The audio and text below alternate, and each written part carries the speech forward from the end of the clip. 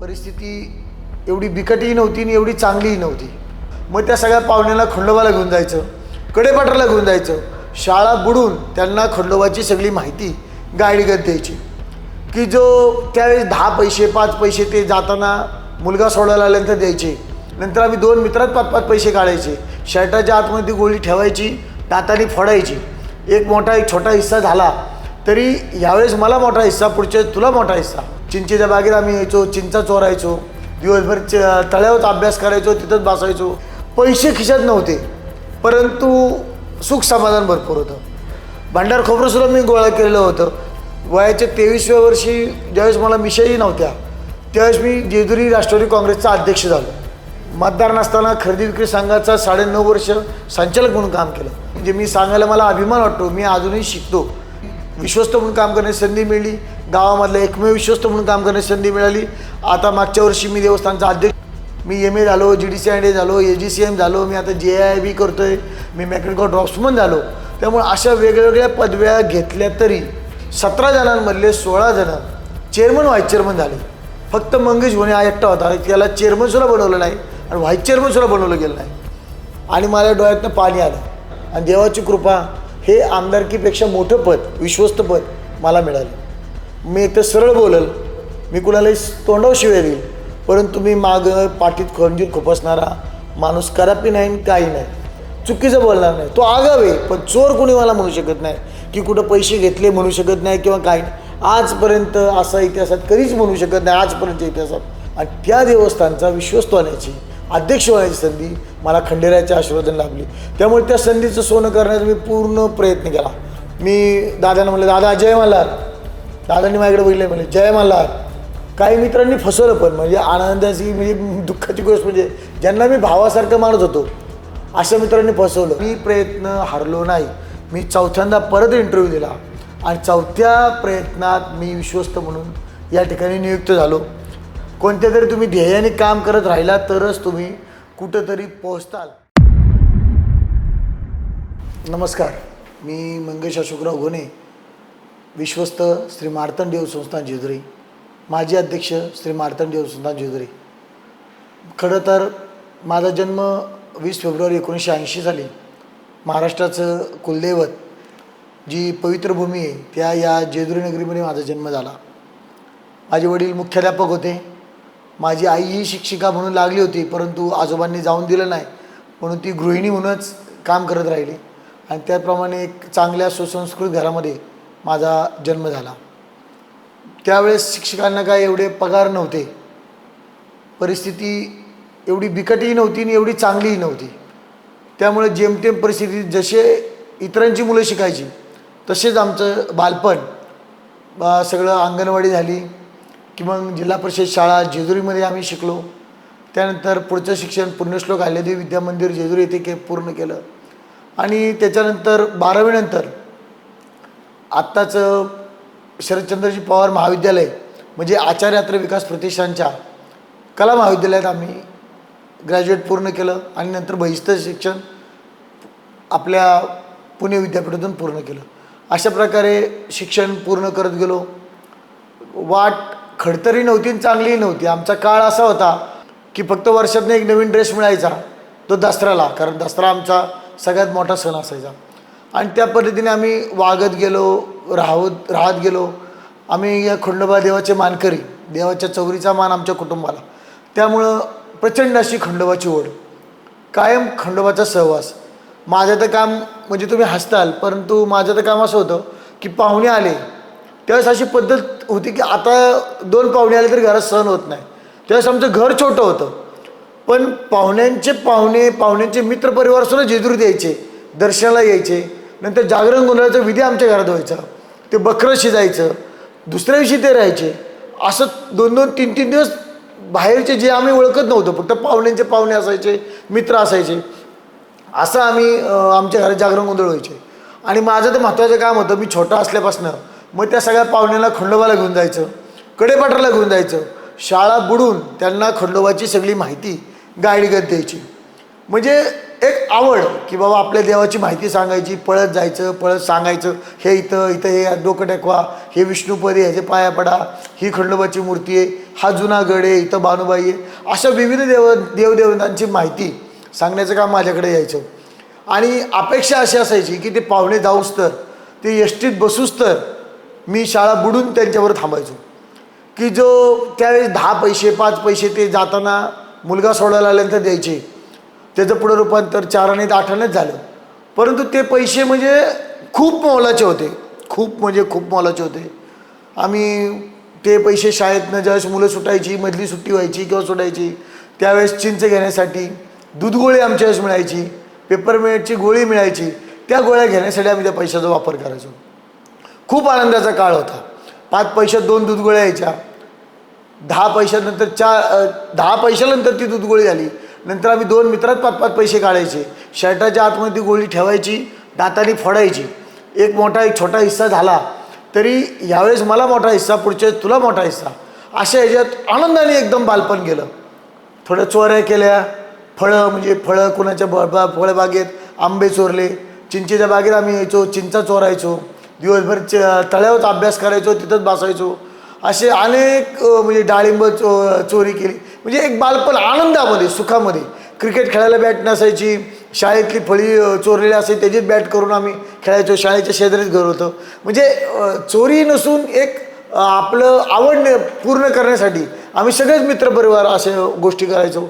खूप आनंदाचे आणि सुखाचे दिवस होते. पैसे खिशात नव्हते, परंतु सुख समाधान भरपूर होतं. सकाळी शाळेत जायचं म्हणून बाहेर पडायचं तर रात्री घरी यायचं, कुठंतरी खेळायला, कुठं गोट्या खेळायला, कुठं कबड्डी खेळायला, असे वेगळे वेगळे खेळ, मैदानी खेळ असतील किंवा काय असतील, किंवा कोणी सांगितलं इकडं जायचं आहे तर जायचो. कधी देवळावर जायचो शाळा बुडून खोबरं गोळा करायला, की वाटायचं आता घरचा अभ्यास होमवर्क केलेला नाही आहे, मग पळून कुठं जायचं तर देवळावर जायचं, तिथंच पाया पडायचं. कुठं नैवेद्य असेल तर खायचं. भांडार खोबरंसुद्धा मी गोळा केलेलं होतं. म्हणजे असं आवडीने. त्यावेळेस काय असेल लाज वाटण्यासारखं किंवा परिस्थिती नव्हती, लोकांची पण कोणाची पण परिस्थिती नव्हती. म्हणजे एक चांगला काळ पण होता, समाधान होतं, आणि त्या समाधानातनं आम्ही काम करत गेलो. मग आयुष्यात अशी जडणघडण करता करता नंतर शिक्षकांचे पगार वाढले. आमचा पण काळ चांगला होत गेला. माझा मोठा भाऊ संदीप घोणे हाही सिमलेस कंपनीमध्ये कामाला लागला. तसं मग आमचा काळ सुधारत गेला. वडिलांची नोकरी होती, त्याची नोकरी, आणि मला राजकारणाचं वेळ लागलं. आमचा दादा तर नगरसेवक होता, मग मी पण राजकारणात उतरलो. 1999 साली राष्ट्रवादी काँग्रेसची स्थापना झाल्यानंतर राष्ट्रवादी काँग्रेसचं काम करायला सुरुवात केलं. वयाच्या 23व्या वर्षी ज्यावेळेस मला मिशाही नव्हत्या, त्यावेळेस मी जेजुरी राष्ट्रवादी काँग्रेसचा अध्यक्ष झालो. आणि अशीच वाटचाल पुढं होत झाली. मतदार नसताना खरेदी विक्री संघाचा 9.5 वर्ष संचालक म्हणून काम केलं. मला तर वाटतं जेजुरीमध्ये शासकीय संस्थेवर काम करणारा मी पहिलाच माणूस असावा, माहीत नाही, परंतु ते करता करता खरेदी विक्री संघावर काम केलं. असं करत वेगळी पदं भूषवली. ग्रामीण रुग्णालय समितीचा अध्यक्ष झालो, छात्र भारतीचा अध्यक्ष झालो. असे वेगवेगळ्या टप्प्यावर काम करत गेलो. पण राजकारणाची पहिल्यापासून आवड, नंतर शिक्षणाची आवड एकदम अजूनही, म्हणजे मी सांगायला मला अभिमान वाटतो, मी अजूनही शिकतो. मी पुणे जिल्हा मध्यवर्ती सहकारी बँकेत विकास अधिकारी या पदावर आहे. म्हणजे मी सिनियर ऑफिसर आहे, परंतु थोडं देवस्थानचा व्याप असल्यामुळे मी विकास अधिकारी पद घेतलेलं आहे. शेतकऱ्यांना कर्ज वाटपायची जबाबदारी माझ्यावर जेजुरी विभागातली जवळजवळ 22 गावांची आहे. त्यामुळे ते पण काम मी कामाला आहे. ते पण बघून मला देवसंस्थांमध्ये मी काम घेत असतो. इतर सामाजिक उपक्रमांमध्येही सातत्याने आणि हिरिरीने भाग घेत असतो. माझा आवडता छंद म्हणजे मुलांना कामाला लावणे, आणि त्याचंच पुण्य आहे म्हणून मी या देवस्थानावर बसलो असेल. काय सांगता येत नाही, कारण जिथे जिथं मला वाटतं किंवा कोणी आलं आहे आणि तो काय करतो, कंपनी असेल किंवा काय असेल, एखादी फर्म असेल, तर मी विचारतो तुम्हाला कोणत्या शिक्षणाची मुलं लागतात किंवा काय लागतात. मग त्यांनी मला सांगितलं की मी तसं आठवतो की बाबा आम्हाला कोणी सांगितलं होतं की त्यांचा मुलगा 12वी झाला आहे, त्यांचा मुलगा D.Pharm झाला आहे, त्यांचा मुलगा LLB झाला आहे. मग मी तिथं त्याला लावायचा प्रयत्न करतो. हे माझं आवडतं काम आहे. एकही रुपया आपण कधी आजपर्यंत माझ्या इतिहासात किंवा कुणीही मला सांगेल की 1 रुपयालाही कुणाचं मिंदे न होता काम करत राहण्याची इच्छा, सातत्य कायम आहे. मला जेवायला वेळ मिळत नाही, पण सतत काम करण्यामध्ये आनंद वाटतो. अशा पद्धतीने बालपण करता करता राजकारणात उतरलो. राजकारणात पक्षाचा अध्यक्ष झालो, खरेदी विक्री संघ संचालक झालो, जिल्हा उपाध्यक्ष झालो राष्ट्रवादी काँग्रेसचा. आणि माझी यशाची कमान अशी वाढतच गेली. आणि आता देवसंस्थांमध्ये 3 वर्ष झाले की विश्वस्त म्हणून काम करण्याची संधी मिळाली, गावामधला एकमेव विश्वस्त म्हणून काम करण्याची संधी मिळाली. आता मागच्या वर्षी मी देवस्थानचा अध्यक्ष होतो 3 महिन्यापूर्वी मी अध्यक्षपद सोडलं, आता विश्वस्त म्हणून काम करत आहे. लहानपणापासूनच मला मिलिटरीत जायची खूप आवड होती. मला मिलिटरीबद्दल खूप अभिमान आणि त्यामुळं मिलिटरीत जावं अशी लहानपणापासून इच्छा होती. परंतु क्षेत्र बदलत गेली, ही फिरत गेली आणि मी मागाशी सांगितल्याप्रमाणे मी बँकेत विकास अधिकारी म्हणून काम करतो आहे, पण मी अजूनही शिकतो आहे. मी MA झालो, GDCID झालो, AGCM झालो, मी आता JIIB करतो आहे, मी मेकॅनिकल ड्रॉप्समन झालो. त्यामुळे अशा वेगवेगळ्या पदव्या घेतल्या तरी मला अजून शिकायची आवड आहे. मी शिकत राहतो, आमचं संपूर्ण कुटुंब अजून शिकत राहतं आणि त्या शिक्षणाच्या ओघातून बाबासाहेबांनी सांगितल्याप्रमाणे शिकत राहा, संघर्ष करा. संघर्ष मी माझा स्वतःशी करतो की मला चांगल्या गोष्टी अजून करता येतात आणि त्या पद्धतीने मी काम करत राहतो. राजकारणामध्ये चढ उतार भरपूर आले. असं कधी मन खचून गेलं, कधी अतिशय वाईट प्रसंग वाटले. मला सांगायचा किस्सा वाटतो आहे राजकारणामध्ये की मी 2007 किंवा 8 साली खरेदी विक्री संघाच्या चेअरमन पदासाठी फॉर्म भरला आणि आमची जनता दलाची युतीमध्ये आम्ही खरेदी विक्री संघ लढवला होता आणि 17 जागा बिनविरोध आल्या होत्या. मला सांगायला म्हणजे अभिमान पण आहे, तसं हे पण आहे की 17 जणांमधले 16 जण चेअरमन व्हाईस चेअरमन झाले. फक्त मंगेश भोणे हा एकटा होता, त्याला चेअरमनसुद्धा बनवलं नाही आणि व्हाईस चेअरमनसुद्धा बनवलं गेलं नाही. म्हणजे दादादारांच्या ताब्यात जनता दल होतं, त्यांच्या 12 जागा होत्या आणि आमच्या राष्ट्रवादीच्या 5 जागा होत्या. त्या 5मध्ये मी होतो आणि मला आश्चर्य वाटायचं की मी का नाही होते. एकदा तर मी फॉर्म भरला चेअरमन पदाला आणि मी बिनविरोध चेअरमन झालो होतो. देवदत्त ठोंबरे तहसीलदार होते आणि त्या मिटिंगला दादासाहेब जाधवराव माजी मंत्री ज्यावेळेस उपस्थित होते, आमचे त्यावेळेसचे नेते विजयराव कोलते ते पण उपस्थित होते. मला वाटते तालुकाध्यक्ष आमच्या पक्षाचे दत्ताबा चव्हाण असावेत, ते पण त्यावेळेस उपस्थित होते आणि नेमकी खासदारकीची इलेक्शन पुढं होती आणि माझ्याविरुद्ध ज्यांनी फॉर्म भरला होता जनता दलाचे ते माऊली बाटे वैयक्तिक सभासदांमधनं संचालक होते आणि मला माहिती होतं वैयक्तिक सभासदांमधनं चेअरमन होता येत नाही. मी फॉर्म भरला आणि त्यांना लक्षात आलं की आता हा बिनविरोध होणार. परंतु मलाच काय अडचण होती, चेअरमन व्हाईस चेअरमन बनायला माहीत नाही. परंतु खासदारकीची इलेक्शन 2 महिन्यावर राहिली होती. मला विजयरावांनी सांगितलं की तू आता थोडंसं अर्ज मागं घे, तुझं मागं घेतल्यानंतर बिनविरोध होशील, चेअरमन होशील, पण जर नाही मागं घेतला तर खासदारकीच्या इलेक्शनवर सुप्रियाताईंच्या त्याचा परिणाम होईल आणि जनता दलाबरोबर युती होणार नाही. मी थोडंसं विचार केला की ज्या नेत्यांसाठी आम्ही काम करतो, पवारसाहेब असतील, नामदार अजितदादा असतील, सुप्रियाताई असतील, त्या नेत्यांच्या कोणत्या तरी याच्यावर आपल्यासारख्या छोट्या कार्यकर्त्यामुळे परिणाम होऊ नये म्हणून मी त्यावेळेस माघार घेतली. आणि मला एका नाव नाही सांगत आता, मी एका मोठ्या नेत्याने मला बोलवलं आणि सांगितलं की तू फार नशीबवान आहेस म्हणले, तू खरेदी विक्री संघावर आला. म्हणजे मी सुद्धा खरेदी विक्री संघावर जाऊ शकलो नाही. तालुक्याच्या संस्थेत मी पहिल्यांदा पडलो, मग नंतर सरपंच झालो. मी त्यांना म्हणलं मग काय उपयोग आहे माझा, मला तुम्ही चेअरमन किंवा व्हाईस चेअरमन दोन्हीपैकी कोणतीच संधी दिली नाही. म्हणजे 16 जणांना दिली पण मला दिली नाही. ते म्हणले खरं सांगू का, मी ज्यावेळेस पदावर होतो त्यावेळेस तू मला खूप त्रास दिला, त्याच्यामुळे तुला बनवलं नाही. आणि माझ्या डोळ्यातनं पाणी आलं. मी त्यातनं पॉझिटिव्ह एक गोष्ट काढली, म्हणजे मी माझ्या पक्षाचं काम प्रामाणिकपणे करत होतो, त्याच्यामुळंच मी होऊ शकलो नाही. मला अभिमान वाटला, मी माझ्या पक्षाचं काम कायम प्रामाणिकपणे करतो, त्याच्यामुळे मला नाही मिळालं तरी चालेल आणि देवाची कृपा हे आमदारकीपेक्षा मोठं पद, विश्वस्त पद मला मिळालं. मला अशीच राजकारणामध्ये दुसरी एक गोष्ट घडली. अशोकराव टेकोडे आमदार होते आणि अजितदादांच्या सगळ्यात जवळचे आमदार म्हणून त्यांनी ओळखले जायचे आणि त्यांच्या मी सगळ्यात जवळचं होतो. 2009 साली त्यांची उमेदवारी कट झाली, पक्षाने त्यांना उमेदवारी नाकारली आणि दिगंबर दुर्गाडे सरांनी उमेदवारी मिळाली. मला त्यावेळेस एक ज्येष्ठ नेत्याचा फोन आला की अरे तुमच्या अशोकरावांना उमेदवारी मिळलेली नाही आहे, तर तू आता आमचं काम कर. मी त्यांना स्पष्ट सांगून टाकलं की मी दिगंबर दुर्गाड्यांचं काम करणार.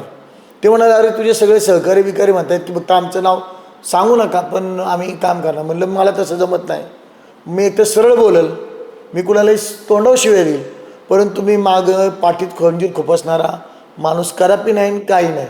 मी 2009 साली प्रामाणिकपणे प्राध्यापक दिगंबर दुर्गाडे सर यांचं काम केलं. त्यांना अपयश आलं, पण त्यांचं अपयश आलं असलं तरी तेही खचले नाही आणि मीही खचलो नाही. त्यामुळं देवाची कृपा म्हणायची की आपण ज्या पदावर राहिलो, जिथं आपण काम करत होतो तिथं आपण संयम आणि धैर्याने आणि निष्ठेने काम करत राहिलो, त्यामुळे इथपर्यंत आलो. आजपर्यंत माझे अशोकराव असतील, नंतर दुर्गाडे सर असतील, विजयराव असतील, यांच्याबरोबर पक्षात काम करताना बऱ्याच वेळा खटके उडले. पण त्यांना माहिती आहे मंगेश स्पष्ट बोलेल, पण खोटं बोलणार नाही, चुकीचं बोलणार नाही. तो आगाव आहे, पण चोर कोणी मला म्हणू शकत नाही, की कुठं पैसे घेतले म्हणू शकत नाही किंवा काही नाही.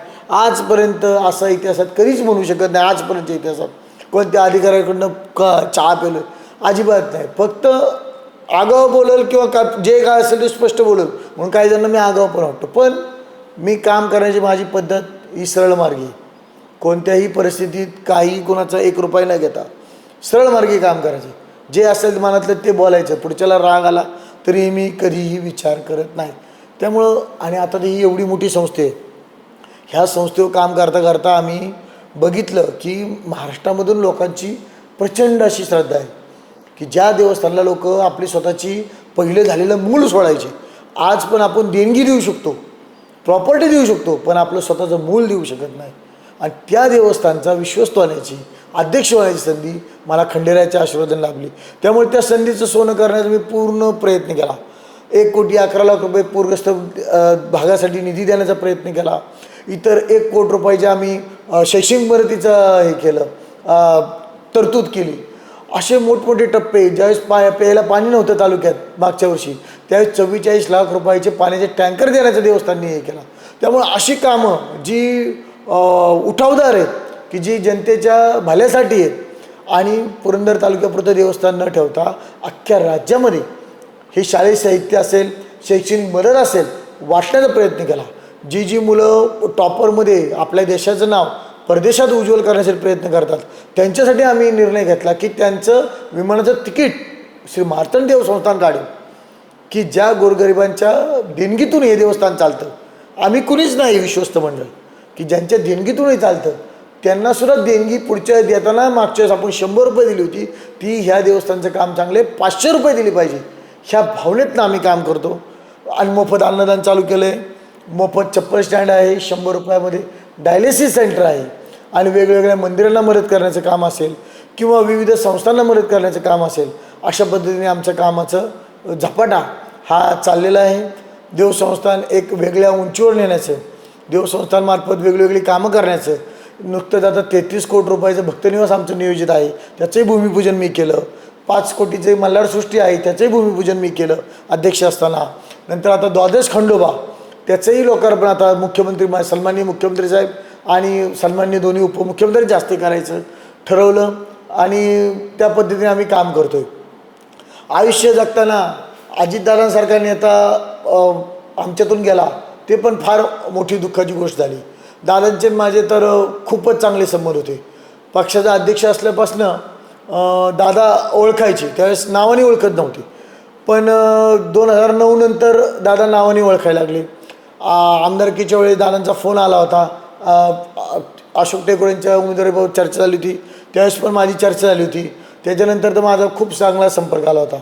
आत्ताच पंचायत समिती तहसीलदार कचेरी आपली ज्याचं नवीन उद्घाटन होतं, त्यावेळेस नामदार दादा त्या उद्घाटनासाठी आले होते, त्यांच्याच हस्ते ते उद्घाटन होतं. आणि दादा वरून चिडून आले होते आणि कोणाचाच बुके घेतला नव्हता, काही नव्हता. आणि मी अचानक चॅरिटी कमिशन ऑफिसवरनं लेट झालं होतं मला, मी आलो. मी दादांना म्हणलं, दादा जय मल्हार. दादांनी माझ्याकडे बघितलं, म्हणले जय मल्हार माझ्यापेक्षा मोठ्या आवाजात. आणि मी बुके दिला. दादा म्हणले फोटो नीट काढा. आणि फोटो काढला, सगळे बघत बसले की अरे ह्याचा बुके घेतला, आमचा कोणाचा बुके घेतला नाही. आणि इतकं प्रेम असं दादांचं होतं. आणि राजकारणामध्ये दादा असतील, दिलीपदादा बारभाई असतील, अशोकराव टेकोडे असतील, दिगंबर दुर्गाडे असतील, नंतर जालनेर कामठे असतील, विजयराव कोलते असतील, सतीश मामा खोमणे असतील, त्यानंतर दत्तामामा भरणे असतील, यांच्यासारख्या मोठ्या कार्यकर्त्यांबरोबर कायम राहण्याचा सहवास, कायम राहण्याचा योग मला आला. कायम मी त्यांच्याबरोबरच, या सगळ्यांच्याबरोबर, या त्याच्याबरोबर किंवा त्याच्याबरोबर असायचो. त्याच्यामुळं कायम फिरतीचा योग आला. सकाळी 6:30-7ला कुठं 10व्याला बाहेर पडलो की संध्याकाळी 9-10लाच घरात येण्याचा योग. त्याच्यामुळं माझ्या अंदाजाने मी 27 वर्ष झाले सतत फिरतो आहे. त्यामुळं लोकसहभाग, लोकसंपर्क या माध्यमातून लोकांमध्ये जाण्याची आवड मला खूपच आहे. म्हणजे मला सगळ्यात जास्त लोकांमध्ये जाण्याची आवड आहे. की जो माझा मित्रपरिवार आहे त्यांच्या सुखदुःखात समाविष्ट होण्यासाठी त्यांच्या काहीतरी मदत करण्यासाठी किंवा मला मदत मिळवण्यासाठी, काय प्रत्येक वेळेस मी मदत करायला जात नाही, मला मदत मिळवण्यासाठी सुद्धा मी त्यांच्याकडनं हे करतो. आणि जे लोक आहेत माझा मित्रपरिवार तीच माझी आयुष्यातली ऊर्जा आहे असं मला वाटतं. आणि असे आयुष्यातले अनेक चढउतार करता करता या चढउतारामध्ये माझ्या आईवडिलांची साथ मला खूप लाभली. माझा भाऊ असेल, मोठा भाऊ, माझी बहीण, माझी पत्नी विद्या यांची खूप साथ लाभली. आणि सांगायचं आश्चर्य म्हणजे माझे वडील मुख्याध्यापक होते, परंतु त्यांना आम्ही तिन्ही मुलं कितवीत आहोत हे माहीत नव्हतं. सगळा माझा अभ्यास म्हणजे आमच्या तिघा भावांचा सगळी आमची आई घ्यायची. माझा मोठा भाऊ जनरल मॅनेजर आहे किर्लोस्कर कंपनी जेजूरमध्ये. माझी बहीण सेल टॅक्स इन्स्पेक्टर आहे, ती पण एरोड्यामध्ये काम करते. आणि मी बँकेत सिनियर ऑफिसर म्हणून काम करतो. असे सगळे शैक्षणिक अभ्यास करता करता शिकता आमचं घर एस स्टेशनच्या जवळ होतं. आणि आनंदाने लोक यायची गाडी लावायला, सायकल लावायला. गाडी तर कुणाकडे नव्हती, सायकल आमच्या घरापाशी लावायचे आणि एस टीने सासवड किंवा पुण्याला जायचे किंवा लोणंदला जायचे. आणि संध्याकाळी आले की आमच्या वटा होता बाहेर, त्याच्यावर चटई टाकून आम्ही बसायचो. इतका आनंदाचा तो काळ होता ना की वेगवेगळी माणसं येऊन त्या आमच्या वाट्यावर बसायची, गप्पा मारायची. मग कोणी काही खायला घेऊन यायचं, कुठं डाळिंब घेऊन यायचं, कुठं काय घेऊन यायचं. मग ती सायकलचं लॉक काढायचे, सायकल तिथून घेऊन जायची. आणि अशा आनंदात ते जुने दिवस होते. खूप टक्के टोनपे खात या दिवसापर्यंत आलो. आईवडिलांची तर साथ होती. मी मागाशी सांगितलं आईचं विशेष लक्ष आमच्यावर होतं.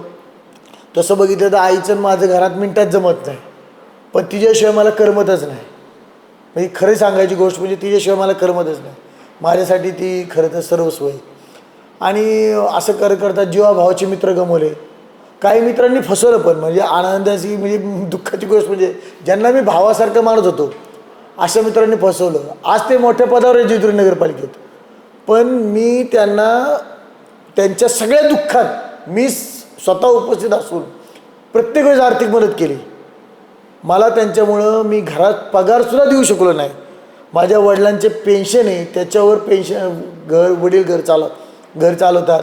पण मला असं वाईट वाटतं की मी वाईट काय केलं.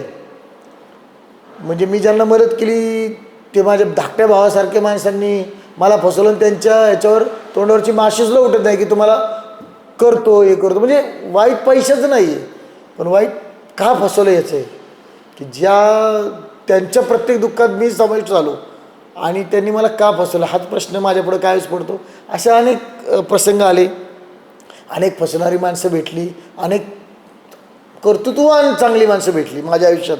माझ्या आयुष्यात एवढी कर्तृत्ववान माणसं जी मला भेटलीत किंवा ज्यांच्याबरोबर माझा संपर्क आहेत अशी मला वाटते क्वचितच कोणाला तरी आयुष्यात भेटतील. आणि त्याबरोबर माझे संबंध निर्माण झाले.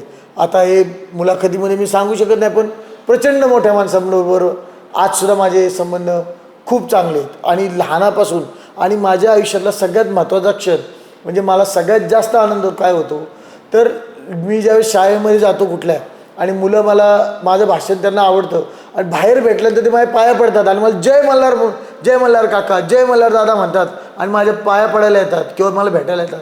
माझ्या आयुष्यातला तो सर्वात सुंदर क्षण असतो की माझ्या देवाचं नाव लोक आवडीने घेतात मुलं आणि ते माझ्यापाशी येतात. मला तर इतका आनंद होतो की त्याच्यासारखा आनंद दुसरा कुठलाच नाही.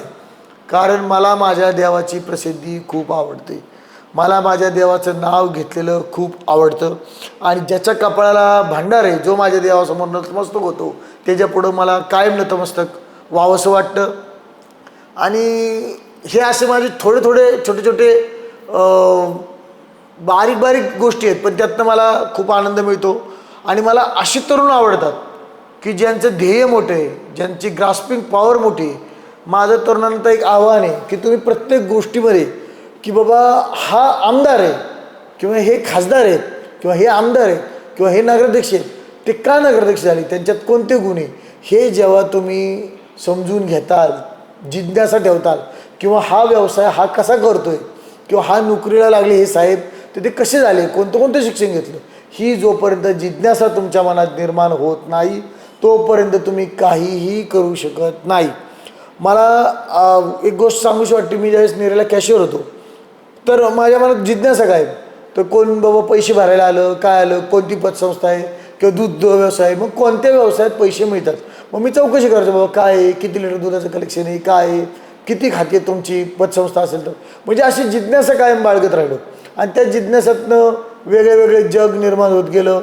फिरताना वेगवेगळी माणसं निर्माण गेली आणि मग त्या माणसांची साखळी माझ्याकडे निर्माण होत गेली. एका कडेला एवढं, दुसरी कडी, दुसऱ्या कडेला तिसऱ्या कडेला. आजपर्यंत माझ्याकडनं आयुष्यात कोणताच मित्र हिरावला गेलेला नाही. ज्यांना ज्यांना होईल मी त्यांना त्यांना मदत केलेली आहे. आणि कुणीही म्हणू शकत नाही की मंगेश घोडेंनी मला इथं फसवलं, अजिबात नाही. मी ज्या ज्या गोष्टीला मदत माझ्या जेवढी कृतीप्रमाणे ती पण नंतर नाही, काही नाही, लगेच जे काय असेल ते लगेच, होणार नसेल तरी लगेच. अजितदादांचं सारखं मी काम करतो की होणार असेल तरी लगेच. आणि ह्या असं काम करता करता विश्वस्त झालो आणि विश्वस्तानंतर आमच्या देवस्थानला द्वादश खंडोबाचं भूमिपूजन करायचं ठरलं. आणि सन्माननीय सरसंघचालक मोहनजी भागवत साहेब त्या उद्घाटनाला आले. त्यांचे विचार इतके आवडले मला की एवढी मोठी माणसं की जे मी तर म्हणू शकतो पंतप्रधान पदापेक्षा मोठी माणसं आहेत की ज्यांच्यावर प्रचंड अशी श्रद्धा या भारत देशामध्ये आहे. अशा मोठ्या माणसांची विचारसरणी किती उच्च असू शकते, त्यांचं ध्येय किती मोठं असू शकतं. आणि ते बघितल्यानंतर मला थोडंसं वेगळं वाटलं. कपडे साधे, विचार एवढे मोठे. आणि मी म्हटलं आपण काय पुढारी बनून जातो आहे, कुठं बूट चांगला घातला पाहिजे, चांगला पाहिजे, माणसात गेलं पाहिजे, कपडे चांगले कडकचे पाहिजे, असं करत करत आपण जातो आहे. आपण तर काहीच नाही, परंतु एवढी मोठी माणसं किती साधी राहतात, किती विचारसरणी उच्च आहे. आणि मग मला त्यांचा खूप प्रभाव पडला, खूप आवडलं की एवढी मोठी माणसं अशी राहतात हे पाहूनच आश्चर्य वाटलं. आणि ते माझ्या टर्निंग पॉईंट ठरलं तसं म्हटलं तरी वावगं ठरणार नाही की आपण सुद्धा ध्येयापर्यंत पोहोचण्यासाठी एक चांगल्या विचाराने काम केलं पाहिजे असं वाटू लागलं. आणि माझ्या या सगळ्या प्रवासात मला माझ्या कुटुंबाबरोबरच मला माझ्या पुणे जिल्हा मध्यवर्ती सहकारी बँक यांनी खूप अशी साथ दिली. बँकेचे चेअरमन प्राध्यापक दिगंबर दुर्गाडे सर असतील, संजय सर असतील, आमचे मुख्य कार्यकारी अधिकारी संजयराव शेतोळे असतील, नंतर महेशराव खैरे असतील, अनिलजी उरवणे असतील, या सर्वांनीच मला कायम सहकार्य असं केलं. आज मी जे सामाजिक काम करतो आहे त्याच्यामध्ये त्यांनीही मला की काही थोडंसं मुभा दिली की बाबा तू चांगलं काम करतो आहे तर थोडं तुला साईड बाय साईड आपण काम देऊ. आणि अशा पद्धतीने काम करत राहिलो का. आणि मला तर एक तरुणांना सांगायचं आहे की कोणतीही गोष्ट करत असताना खचू नका. मी या विश्वस्त पदावर येताना मी सांगतो की मी चौथ्यांदा इंटरव्ह्यू दिला होता. पहिल्यांदा इंटरव्ह्यू दिला मला वाटलं होतं माझं काम होईल, झालं नाही. दुसऱ्यांदा इंटरव्ह्यू दिला माझ्या मोठ्या भावाचं काम झालं, सख्या भावाचं, विश्वस्त म्हणून. तिसऱ्यांदा इंटरव्ह्यूला दिला मला असं वाटलं होतं माझं नाव 100% फिक्स आहे पण माझं काम झालं नाही विश्वस्त म्हणून. पण चौथ्यांदा मी प्रयत्न हारलो नाही. मी चौथ्यांदा परत इंटरव्ह्यू दिला आणि चौथ्या प्रयत्नात मी विश्वस्त म्हणून या ठिकाणी नियुक्त झालो. म्हणजे मला तरुणांना सांगायचं आहे मी कोणतेही व्यसन करत नाही, मी बडीशेपसुद्धा खाताना तुम्हाला दिसणार नाही. त्याच्यामुळं व्यसन न करता आपल्या कौशल्याने काम कसं करता येतं. मी पहिल्यांदा क्लार्क म्हणून कामाला लागलो, नंतर मी ज्युनियर ऑफिसर झालो, आता मी सिनियर ऑफिसर म्हणून काम करतो. परंतु माझी बँकेत कोणाशी कधीही भांडणं झालेली नाही खातेदारांशी. जेवढं आपल्याला ॲडजस्ट करता येईल, जेवढं आपल्याला चांगलं काम करता येईल तेवढी सेवासुद्धा मी बँकेत द्यायचा प्रयत्न करतो.